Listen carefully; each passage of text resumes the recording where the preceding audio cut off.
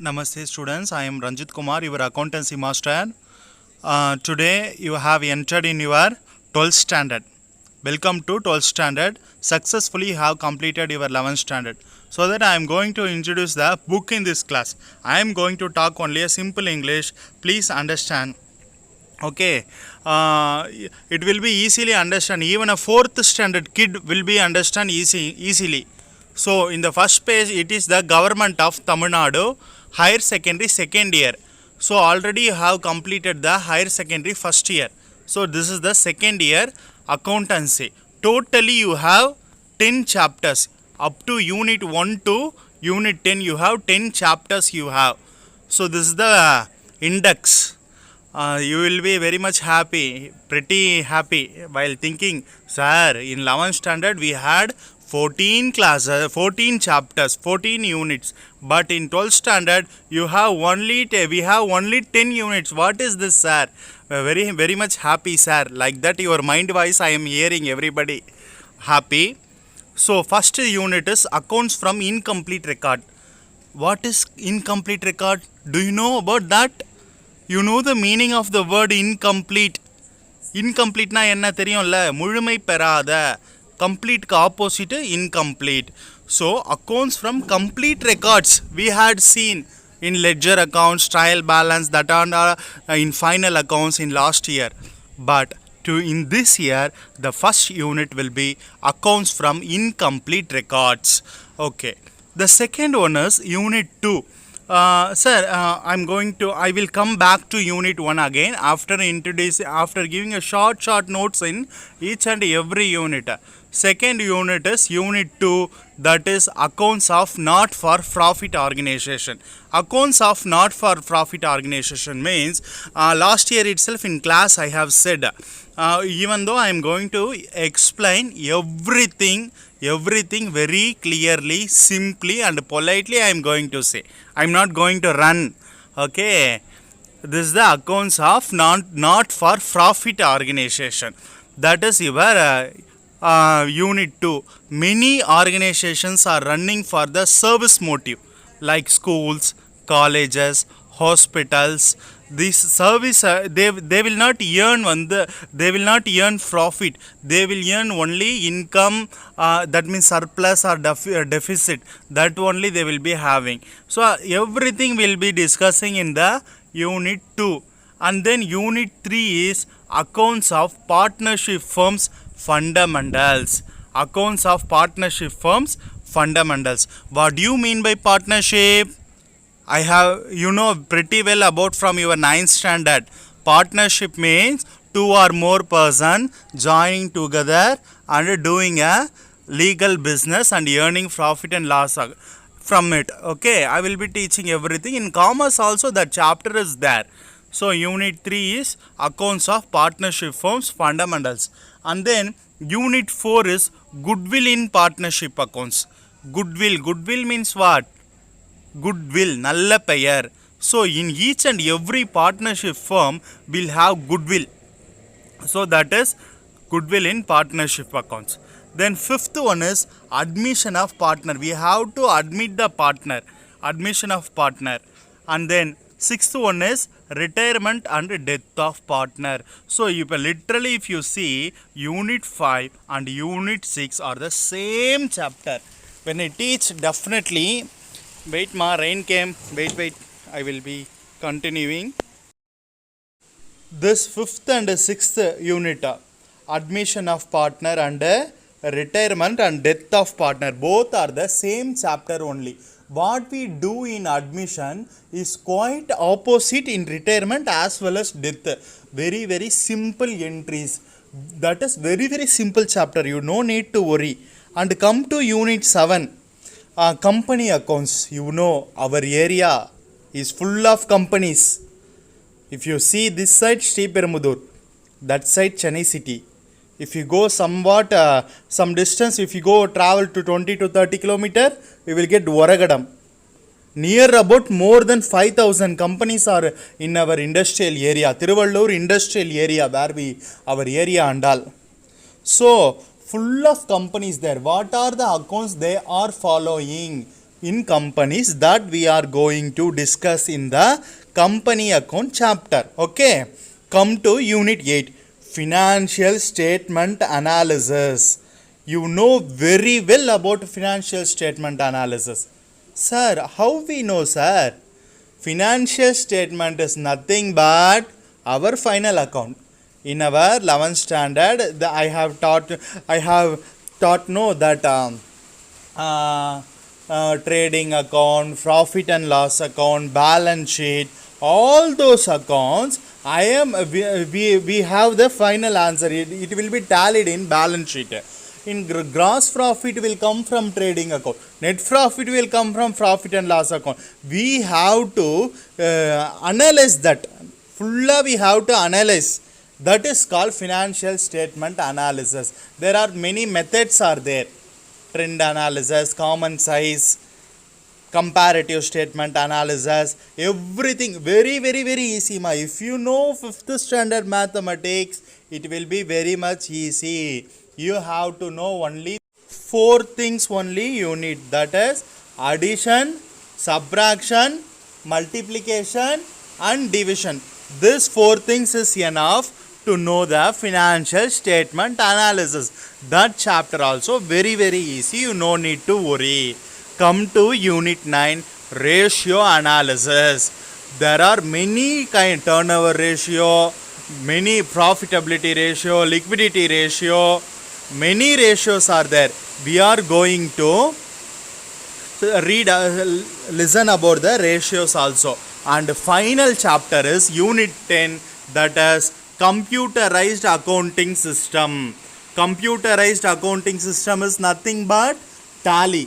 So that is also very easiest chapter. While comparing 11th standard, our 12th accountancy is very very very easy. Okay, you no need to bother about that, students. Okay, first I am going to start with the unit 1. Unit 1 is accounts from incomplete records. So rain is you are hearing the rain sound also.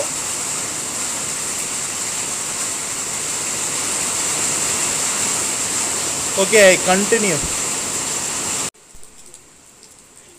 See, students, this is the unit 1, accounts from incomplete records. So contents we are seeing: introduction, meaning of incomplete records, features of incomplete records, limitations of incomplete records, differences between the double entry system and incomplete records, accounts from incomplete records, ascertaining profit or loss from incomplete records through statement of affairs, preparation of final accounts from incomplete records. These are all the contents of this chapter. Okay, what are the learning objectives? நம்ம இந்த lesson படிக்கிறதுக்கு என்ன நோக்கம்? Each and everything we are going to see very politely in this book. என்ன இருக்கோ அது எல்லாத்தையும் நம்ம பொறுமையாக ஒன்று கூட மிஸ் பண்ணாமல் இந்த சாப்டர் ஃபுல்லாக பார்க்க போகிறோம். So learning objectives to enable the students to understand the features and limitations of incomplete records. Understand the features and limitations of the incomplete records. Incomplete recordsல இருக்கக்கூடிய நன்மைகள் என்ன, இதோடைய limitations, இதோடைய குறைபாடுகள் என்ன, that is what we are going to see as the first. And second one is prepare statement of affairs and calculate the profit or loss from the incomplete record. Statement of affairs, நம்ம statement of affairs, it is a format to ascertain profit or loss, or it is to ascertain the capital. All those things we will be discussing. Statement of affairs mainly is used to calculate profit and loss, and then from incomplete records prepare final accounts from incomplete records. அதுக்கப்புறம் வந்து final accounts ஃபைனலாக நம்ம prepare பண்ணுவோம், அதெல்லாமே நம்ம பார்க்க போகிறோம். இப்போ இங்கே பாருங்கள், பாயிண்ட்ஸ் டு ரீகால் பாருங்கள். The following points are to be recall before learning accounts from incomplete records. One is double entry system and its principle. Double entry சிஸ்டம்னா என்ன, அதோடைய பிரின்சிபல்ஸ் என்ன, அப்படின்றத பார்க்க போகிறோம்.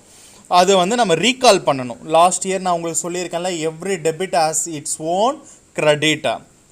And types of accounts and rules of accounting. Rules of accounting means what? Types of accounts means what? Personal, real, nominal. That is types of account. Rules of accounting, golden rules. Personal, real, nominal. Debit the receiver, credit the giver. Debit what comes in, credit what goes out. Debit all incomes and debit all expenses, debit all expenses and losses, credit all incomes and gains. That is the rules of accounting. And then final account. And then treatment of adjustments such as bad debts, provision for bad debts and bad and doubtful debts, depreciation, etc. in final account under double entry system. All those things you have to recall. So even though it will be very easy, everything I will be recalling when we teach, don't worry. Key terms to know: incomplete records, statement of affairs, total debtors account, total creditors account. Okay, this is the page 1.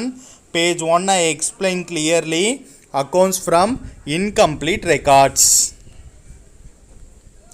So this is the introduction. Student activity 1.1. Visit nearby petty shop. Observe for an hour. Do they record sale immediately after it take place? Find out from the seller about how does she keep track of sales, expenses and profit. நீங்கள் எல்லாரும் என்ன பண்ணணும்னா, வீட்டு பக்கத்தில் இருக்கக்கூடிய ஒரு பெட்டி ஷாப்னா பெட்டி கடை, அந்த பெட்டி கடை கிட்ட போயிருங்க. 1 மணி நேரம் அப்படியே பார்த்துட்டே இருங்க. Observe for an hour. To they record sale immediately after? அவங்க உடனே ரெக்கார்ட் பண்ணுறாங்களா? இப்போ உங்கள் வீட்டு பக்கத்தில் ஒரு மளிகை கடை இருக்குது. அந்த மளிகை கடையில் போயிட்டு இப்போ ஒரு லிட்டர் நல்லெண்ணெய் வாங்குறீங்கன்னு வச்சுக்கோங்களேன். இதயம் நல்லெண்ணெய் 1 லிட்டர் வாங்குறீங்க. உடனே அவங்க அதை எழுதுகிறாங்களா? பார்த்துருக்கீங்களா? உடனே அந்த கடையில் எழுதுவாங்களா? எழுத மாட்டாங்க. தே டு நாட் ரெக்கார்ட் இமீடியட்லி. அப்போ find out from the seller about how does she keep a track of the sales, expenses, profit. அப்போ அவங்கக்கிட்ட கேளுங்க, எப்படி நீங்கள் சேல்ஸ் இவ்வளோ ஆச்சு, எக்ஸ்பென்சஸ் இவ்வளோ ஆச்சு, ப்ராஃபிட் இவ்வளோ ஆச்சு அப்படின்றத கணக்கு போடுறீங்க அப்படின்னு சொல்கிறத நீங்கள் அவங்கக்கிட்ட கேட்டு பாருங்கன்றாங்க. பட் ஆனால் இது நார்மல் டைமில் நம்ம கேட்கலாம். நம்ம வீட்டு பக்கத்தில் தெரிஞ்ச கடையில், தெரியாத கடையில் போய் நம்ம கேட்கவும் முடியாது. இப்போ வந்து கோவிட் டைமில் நம்ம வெளியவே போகக்கூடாது. ஸோ இதுக்கெலாம் நம்மளுக்கு வாய்ப்பு கிடையாது. இருந்தாலும் உங்களுக்கே தெரியும்ல, அவங்க வீட்டு பக்கத்தில் ஒரு ஷாப் இருந்து அவங்க உடனே நம்மளை பல கடைக்கு போயிருப்போம். ஒவ்வொரு கடையிலையும் அவங்க உடனே சேலை வந்து இது பண்ணுறாங்க, என்ட்ரு பண்ணுறாங்க. அவங்க எல்லாமே ஒரு தோராயமான ஒரு கணக்கு தானே, சிஸ்டம் வச்சு உடனே என்ட்ரு போடுறாங்க. ஒரு பெரிய ஒரு சூப்பர் மார்க்கெட்னால் பார்த்தீங்கன்னா சிஸ்டம் வச்சு என்ட்ரு பண்ணுவாங்க. சேல்லாம் உடனே. ஒரு சின்ன மளிகை கடை, சின்ன ஒரு பெட்டி கடை, அப்படி போய் பாருங்கள், பண்ண முடியுமா? முடியாது. So that is the student activity. Maintenance of accounting records as per double entry system is compulsory for certain organization.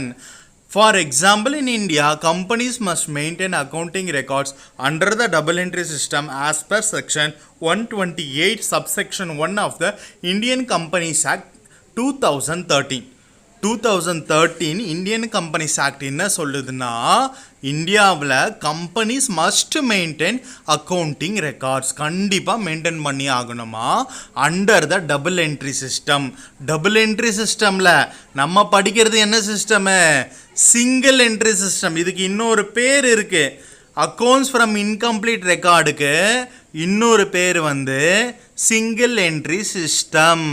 நாங்கள்லாம் படிக்கும் பொழுது 12th இந்த சாப்டர் இருந்தது. அந்த சாப்டருக்கு சிங்கிள் என்ட்ரி சிஸ்டம்னு பேர். இப்போ நேம் மட்டும்தான் சேஞ்ச் ஆகிருக்கு, மற்றபடி உள்ளே இருக்க கண்டென்ட் எல்லாம் எதுவுமே சேஞ்ச் ஆகலை. சரி, இப்போது விசிட் நியர் பை அ பெட்டி shop, observe for an hour, அதை பார்த்துட்டோமா? இப்போ அடுத்து இது அண்டர்லைன் பண்ணிக்கங்க உங்கள் புக்கில். இந்த செக்ஷன் 128 என்ன சொல்லுதுன்னா, அக்கௌண்ட்ஸ்லாம் டபுள் என்ட்ரி சிஸ்டமில் தான் மெயின்டைன் பண்ணி ஆகணும் அப்படின்னு சொல்கிறாங்க. Such organization must maintain accounts only under double entry system. Other organization may or may not strictly follow the double entry system. Organization in which double entry system is not strictly followed Accounting records may be maintained as per the requirements and desires of the proprietors and accountants. As the accounting records are not prepared in it is entirely as under double entry system, these records are called incomplete records. அப்போ ஓனர்ஸ்லாம் என்ன பண்ணுவாங்க, அவங்க இஷ்டத்துக்கு எழுதி வச்சுருப்பாங்க கணக்கு. இப்போ tea கடைக்கு போகிறீங்க, அக்கௌண்ட் வச்சு டீ குடிக்கிறீங்க, நீங்களாம் குடிக்க மாட்டீங்க, இருந்தாலும் சொல்கிறேன் நான் பொதுவாக. பக்கத்தில் இருக்க ஒரு அண்ணாச்சி கடையில் போய் நம்ம போய் ஒரு பொருள் வாங்குகிறோம், வீட்டு பக்கத்தில் போய் அந்த மளிகை கடையில் வாங்கி எல்லாருமே நம்ம ஏதாச்சும் டக்குன்னு காசு இல்லை, காசு வந்த பிறகு கொடுக்குறோம் அப்படின்னு சொல்லிட்டு கடை வாங்குகிறோம். அப்போ அவங்கெல்லாம் என்ன பண்ணுறாங்க, ஒரு அக்கௌண்டிங் ஒரு கம்ப்யூட்டர் வச்சு அதெல்லாம் இது பண்ணுறாங்க. அப்படிலாம் கிடையாது. ஒரு சின்ன ஒரு பேப்பர் எடுத்துக்கிறாங்க, அதில் எல்லா டீட்டெயில்ஸும் அவங்க எழுதுகிறாங்க. அப்புறம் இப்போ நான் இன்றைக்கி இது வாங்கினேன், இன்றைக்கி நான் சோப்பு வாங்கினேன். ஸோ இன்றைக்கி அரசன் சோப், எவ்வளோ அரசன் சோப்பு, 12 ரூபா, சின்ன பார். ஸோ 12 ரூபா. ஸோ அதுக்கப்புறம் வேறு என்ன வாங்கினேன், அதுக்கப்புறம் இன்றைக்கி கோதுமை வாங்கினேன் 2 கிலோ 57 ரூபா. ஆஷிர்வாத் கோதுமை மாவு 57 ரூபா. அப்போ 57 ருபீஸ்னு எழுதிடுவாங்க. அதுக்கப்புறம் மிளகு 60 ருபீஸ். இதெல்லாம் நான் இன்றைக்கி வாங்கினேன், காசு கொடுத்து வாங்கினேன். ஸோ அதெல்லாமே ஆனால் கடனுக்கு வாங்கும்போது இதெல்லாம் எழுதிடுவாங்க. இதெல்லாம் எழுதிட்டு நம்ம கடைசியாக கொடுக்கும்பொழுது என்ன பண்ணணும், அவங்கக்கிட்ட அந்த காசு கொடுத்து அந்த கடனை கழிச்சிடணும். ஆனால் இங்கே நம்ம டபுள் என்ட்ரி சிஸ்டம் பொறுத்த வரைக்கும் இந்த மாதிரி நம்ம கடையில் சின்னதாக எழுதி வைக்கிறாங்களே, இதுக்கு பேர் தான் incomplete records.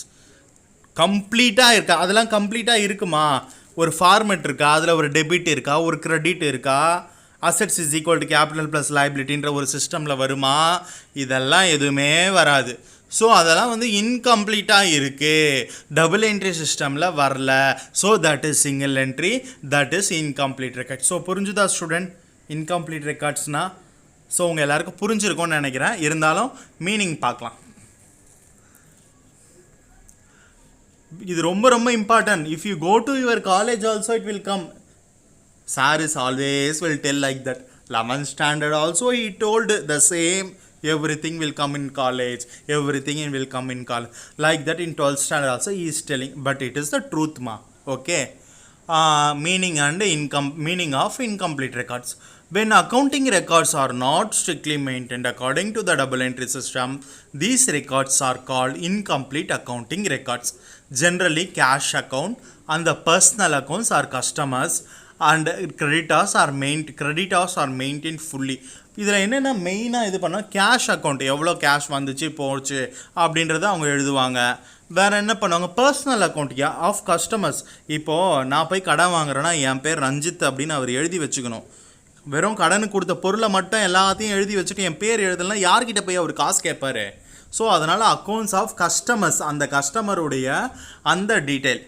And credits are maintained fully and other accounts are maintained based on necessity.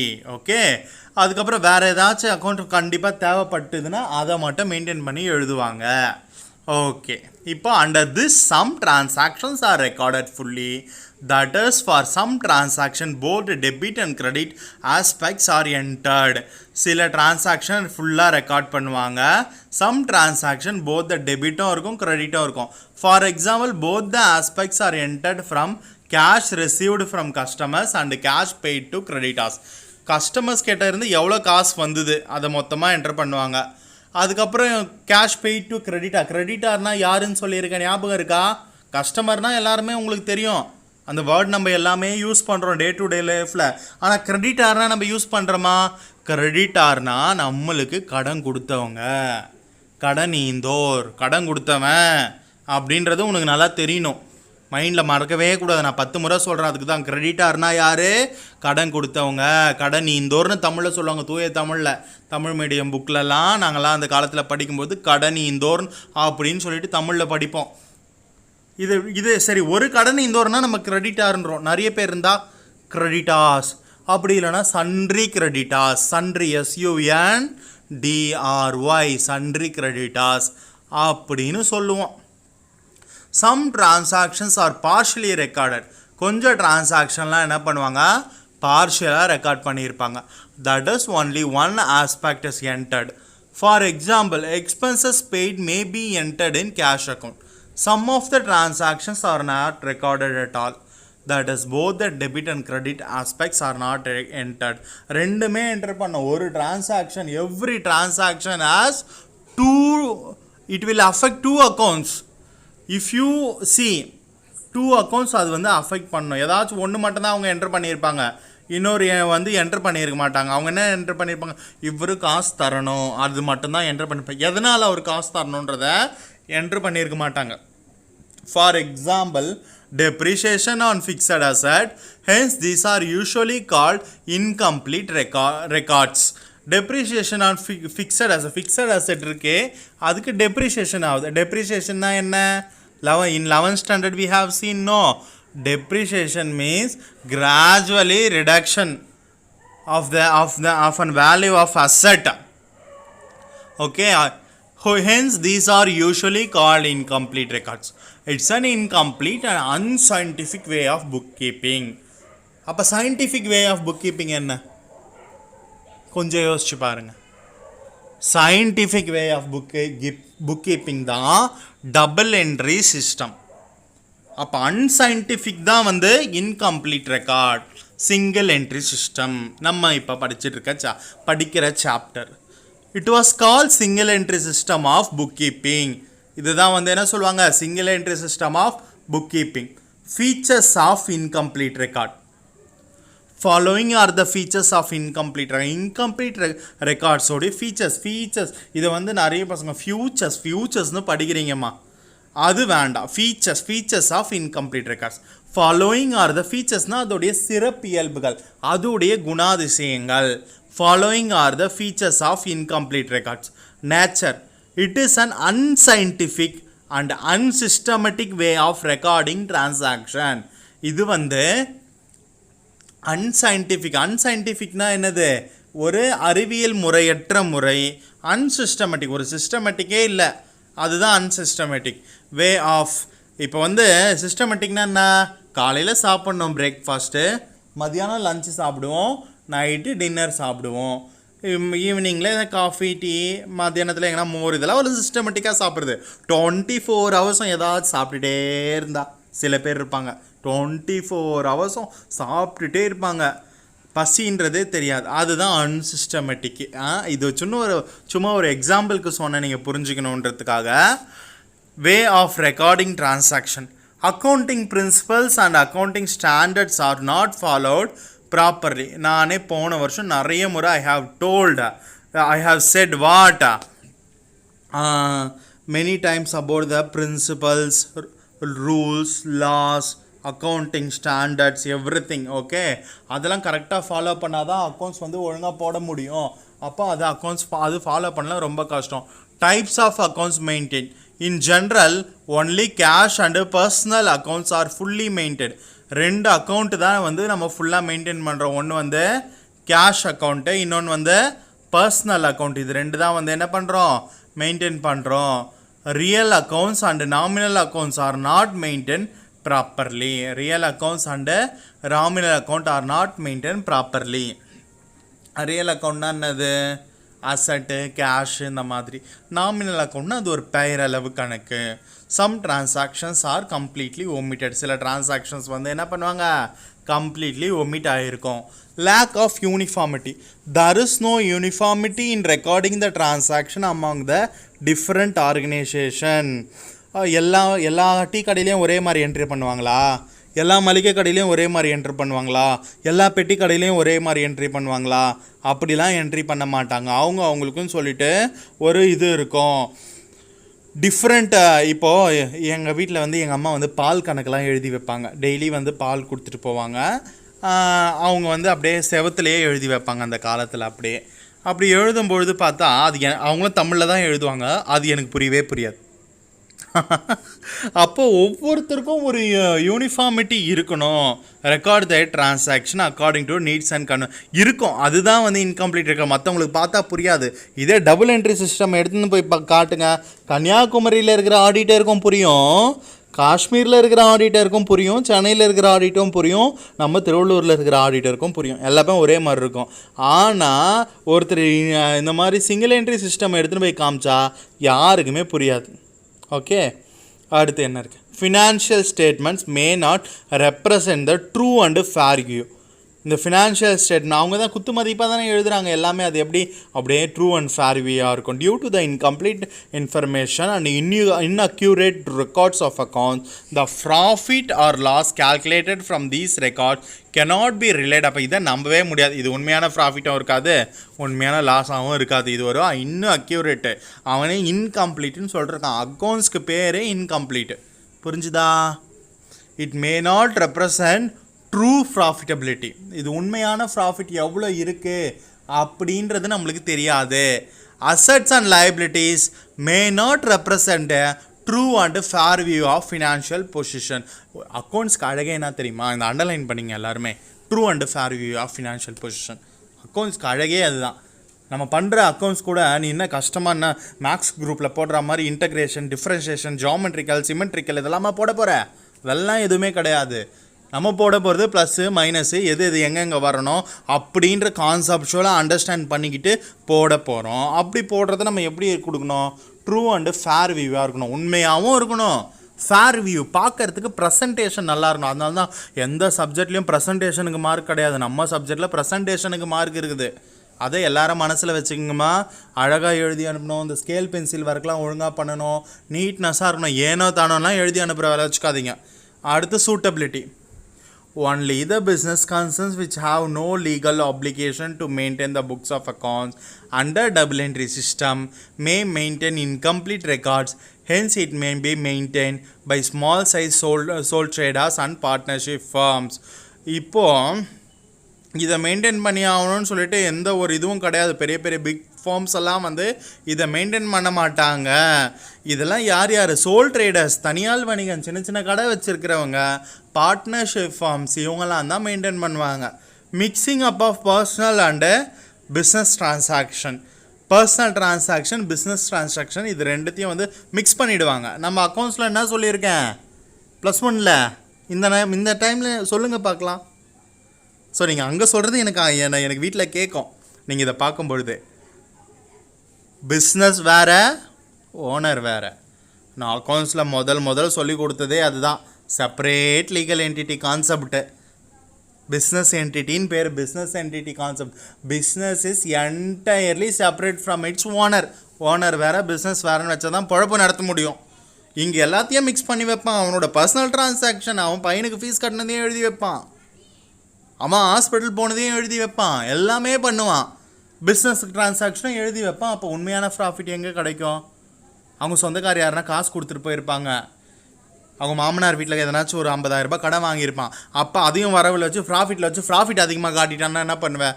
அப்போ எதுவுமே தெரியாது. அப்போ generally personal transaction of the owners are mixed up with the business transaction. For example, purchase of goods for own use may be mixed up with along with the business purchases. So அது மாதிரி own goods, அவன் வீட்டுக்காக வாங்குகிற கூட்ஸை வந்து விற்கிற goods கூட வந்து என்ன பண்ணிவிடுவான்? மிக்ஸ் பண்ணிவிடுவான். அது இருக்கக்கூடாது. ஸோ இதெல்லாம் தான் நம்ம இவ்வளோ நேரம் பார்த்த ஃபீச்சர்ஸ். ஸோ நம்ம என்னென்ன பார்த்துருக்கோம்? நம்ம முதல்ல இன்ட்ரொடக்ஷன் பார்த்தோம், மீனிங் பார்த்தோம், ஃபீச்சர்ஸ் பார்த்தோம். இப்போது லிமிட்டேஷன்ஸ் பார்க்க போகிறோம். அதுக்கப்புறம் லிமிட்டேஷன்ஸ்னால் குறைபாடுகள். நான் இவ்வளோ நேரம் சொன்னதுலேயே நீங்கள் குறைபாடுகள்லாம் கண்டுபிடிச்சிட்டு இருப்பீங்க. Following are the limitations of incomplete records. Lack of proper maintenance of books. ஒரு ப்ராப்பரான ஒரு மெயின்டெனன்ஸே இருக்காது. It is an unscientific, unsystematic way of maintaining records. So ஒரு ப்ராப்பரான மெயின்டெனன்ஸ் இல்லாத அந்த புக்ஸை வச்சு நீங்கள் என்ன பண்ணுவீங்க?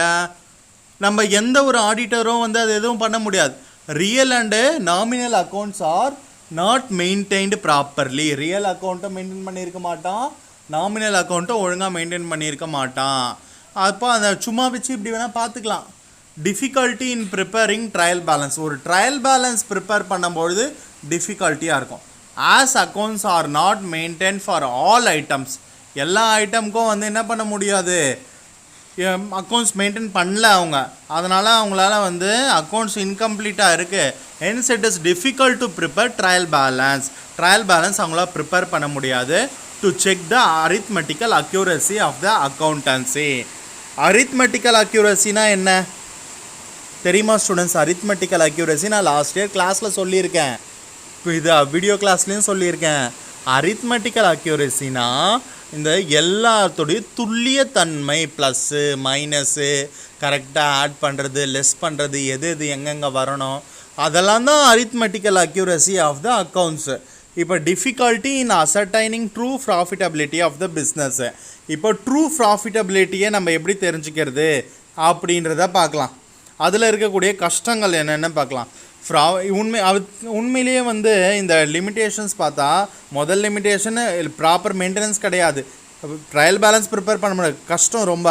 அடுத்து உண்மையான ப்ராஃபிட் லாஸ் தெரிஞ்சிக்க முடியாது, ஏன்னா அதில் எதுவுமே இருக்காது, எல்லாமே ஒரு எஸ்டிமேட், எல்லாமே இஷ்டத்துக்கு எழுதி வச்சுருக்கிறது தான். அதனால் ப்ராஃபிட் அண்ட் லாஸ் கண்டுபிடிக்க முடியாது. டிஃபிகல்ட் டு அசர்டைன் இந்த true profit and trading and profit and loss account cannot be prepared with accuracy. Trading and profit and loss அக்கௌண்ட்டை மெயின்டைன் பண்ண முடியாது. அடுத்து அக்யூரஸியாக இருக்காது. Difficulty in ascertaining financial position, அவங்களுடைய நிதி நிலைமையை வந்து தெரிஞ்சிக்க முடியாது கரெக்டாக. It is difficult to ascertain the true and fair view of the financial position. அடுத்து errors and frauds cannot be detected easily. Error fraud இதை வந்து டிடெக்ட் பண்ண முடியாது. எரர்னா தெரியாமல் நடக்கிற பிழை, ஃப்ராடுனா என்ன, தெரிஞ்சு நடக்கிற பிழை. இது ரெண்டுத்தையும் வந்து நம்ம ஈஸியாக வந்து நம்மளால் கண்டுபிடிக்க முடியாது.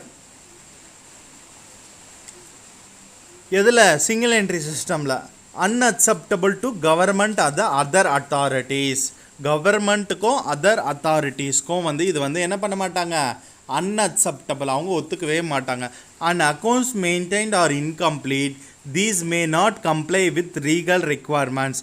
Hence government tax authorities and legal authorities do not accept, they will not accept. எந்த டாக்ஸ் அத்தாரிட்டியும் கவர்மெண்ட் அத்தாரிட்டியும் இந்த இன்கம்ப்ளீட் ரெக்கார்ட்லாம் வந்து என்ன பண்ண மாட்டான், அவங்கெல்லாம் வந்து இதை ஒரு லீகல் ரெக்குவயர்மெண்ட்டாகவே எடுத்துக்க மாட்டாங்க. ப்ரிப்பேர்ட் ஃப்ரம் இன்கம்ப்ளீட் ரெக்கார்ட்ஸ், இதை வந்து அது it is unacceptable. Okay, so இது இங்கே பாருங்கள் 6 இங்கே limitation 1 lack of proper maintenance, difficulty in preparing trial balance, difficulty in ascertaining true profitability of the business, difficulty in ascertaining financial position, error and frauds cannot be detected easily, unacceptable to the government and the other authorities. So இதெல்லாம் வந்து limitations. Okay, இப்போ அடுத்து differences between the what? Difference between the double entry system and incomplete records. அதை பார்த்துட்டு அதுக்கப்புறம் மீதி இருக்க steps some பற்றி இருக்கிறதெல்லாம் நம்ம பார்க்கலாம். இப்போது differences between the double entry system and incomplete records. Basis distinction, double entry system, incomplete records. First, recording of transaction. Both debit and credit aspects of all the transactions are recorded. Double entry system la debit aspect enter பண்ணுவோம், credit aspect enter பண்ணுவோம். ஆனால் incomplete recordsல debit and credit aspects of all transactions are not recorded completely. For some transaction both aspects are entered. For some transaction partially recorded and some transactions are omitted to be entered. அவங்க என்ன சொல்கிறாங்க பாருங்கள், incomplete ரெக்கார்ட்ஸில் சில transaction ரெண்டுமே ஃபுல்லாகவே enter பண்ணுவாங்க, debit and கிரெடிட்டும். சிலது வந்து சுத்தமாக என்ட்ரும் பண்ண மாட்டாங்க ரெண்டுமே, சிலது ஒரு பக்கம் என்ட்ரு பண்ணுவான் பார்ஷியலில், இன்னொரு பக்கம் என்ட்ரு பண்ண மாட்டான் அப்படின்னு சொல்கிறாங்க. Debit and credit transactions are not recorded completely. ஒரு சில டிரான்சாக்ஷன்ஸ் வேணால் போத் ஆஸ்பெக்ட்ஸ் என்ட்ரு பண்ணிக்கலாம். இப்போ டைப்ஸ் ஆஃப் அக்கௌண்ட்ஸ் மெயின்டைன் பார்க்கலாமா? பர்சனல், ரியல், நாமினல் எல்லா அக்கௌண்ட்டும் நம்ம பார்ப்போம். இதில் டபுள் என்ட்ரி சிஸ்டமில் மெயின்டைன் பண்ணுவோம். ஆனால் இன்கம்ப்ளீட் ரெக்கார்ட்ஸில் இப்போ only personal and cash accounts are maintained fully. Only personal cash தான், ரியல் வராது. ரியலும் நாமினலும் நாட் மெயின்டைன் ஃபுல்லி. ஸோ இது ஒரு 1 மார்க்கில் கேட்பான்.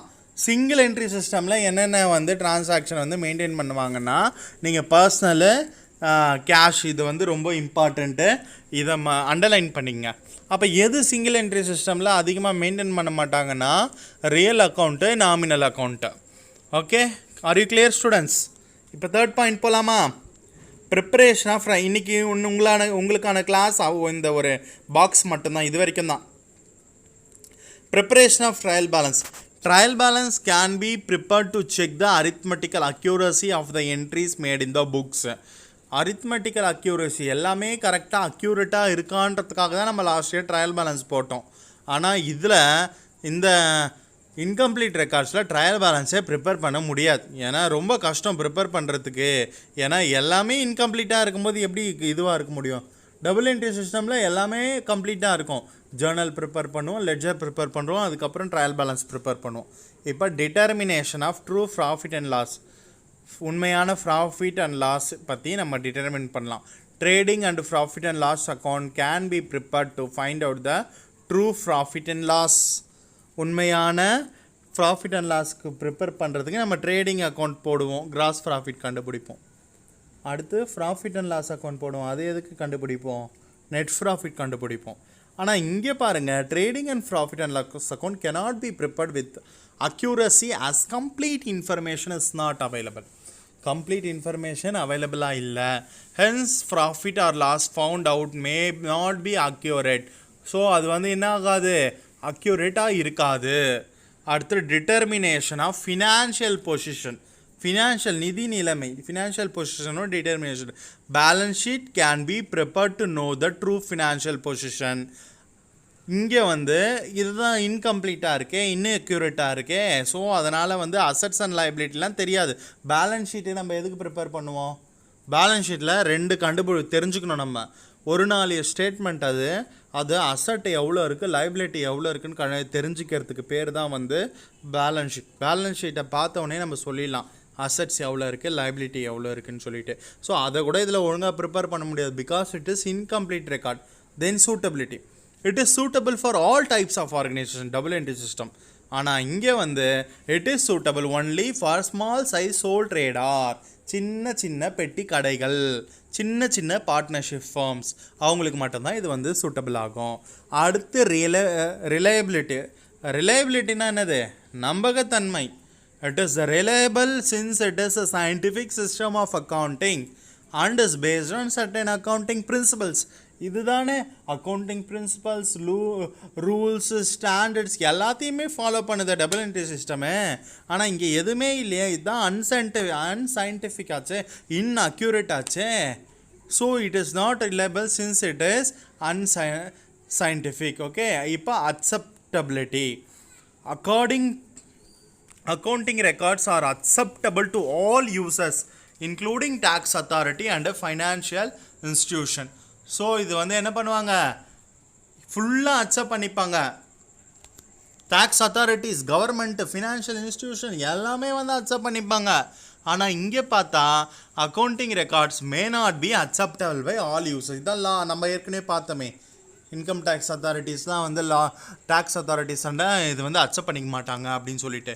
ஸோ இப்போ இது வரைக்கும் நம்ம பார்த்துருக்கோம், 1.5 வரையும் பார்த்துருக்கோம். அடுத்த கிளாஸில் இதெல்லாம் நம்ம பார்க்கலாம் தொடர்ச்சியாக. இப்போ இன்றைக்கி நம்ம கிளாஸில் என்னென்ன பார்த்தோம் அப்படின்றத ஒரு சின்ன ரீகேப் கொடுக்குறேன். முதல்ல இந்த 12th ஸ்டாண்டர்ட் பற்றி பார்த்தோம், எல்லா யூனிட்ஸை பற்றி கொஞ்சம் ஒரு டீட்டெயிலாக பார்த்துருக்கோம். we have seen about the all units and then